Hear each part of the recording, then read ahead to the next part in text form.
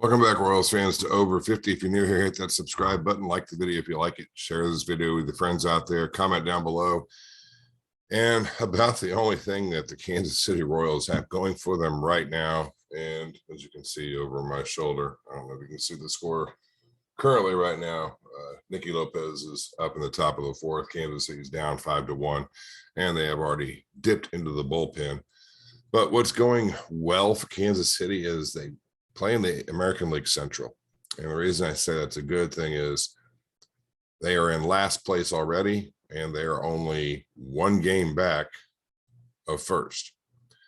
If they were in the American League East, they'd be 4.5 games back, like the Orioles. If they were in the American League West, they'd be 3 games back of first in last place, like the Rangers. If they were in the National League East, they'd be 4 games back, like the Nationals. AL Central, they'd be 8 games back, like the Cincinnati Reds. And in the NL West, they would be 5.5 games back, like the Arizona Diamondbacks. So Kansas City does have the fact that they play in a weak division, or I guess it's a weak division.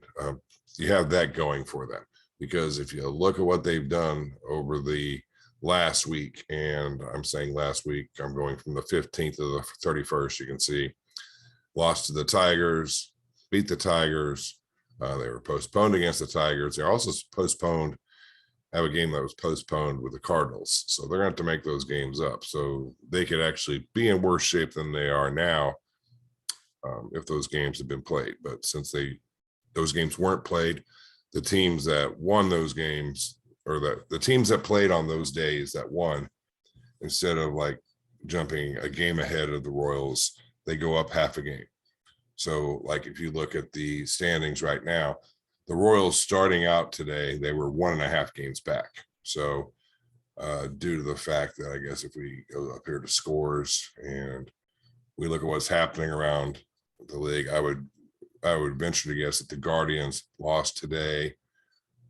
Let's see.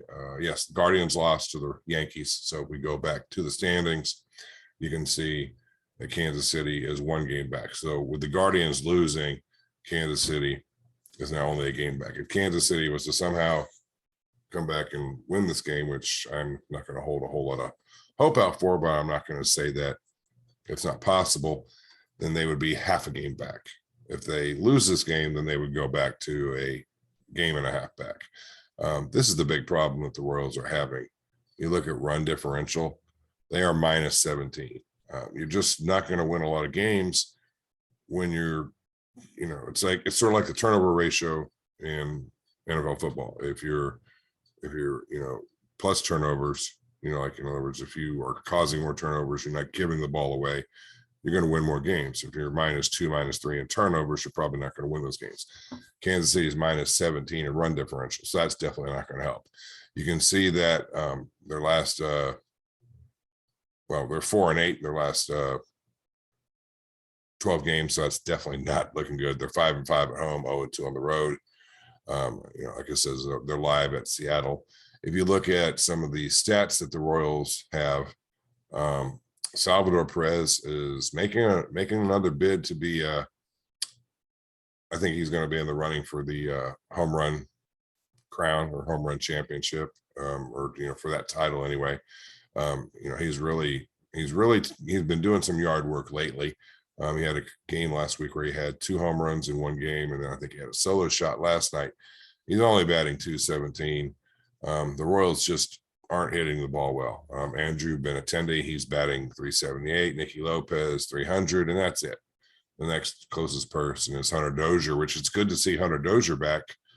I mean, not, sitting around 200 like he was last year, but Whit Merrifield down here batting .140, that's just killing him. Carlos Santana, that's definitely not helping. So the Royals have to start hitting the ball better. But back to the schedule, they picked up 2 games against the Twins. They had a nice little, start there. They won that series with the Twins, but then they lost on the 21st.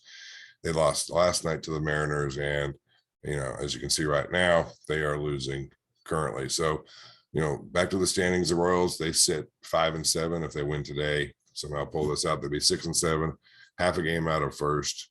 But this is not the year that you should expect the Royals to be in the postseason or make a whole lot of noise. If they get there, that should be, that's great. But if you're expecting that, I think you have some false expectations. And this is coming from somebody who is a Royals fan. I remember the championship in 2015, but that was 7 years ago. So Royals fans, just keep your heads up. Maybe this game will turn around.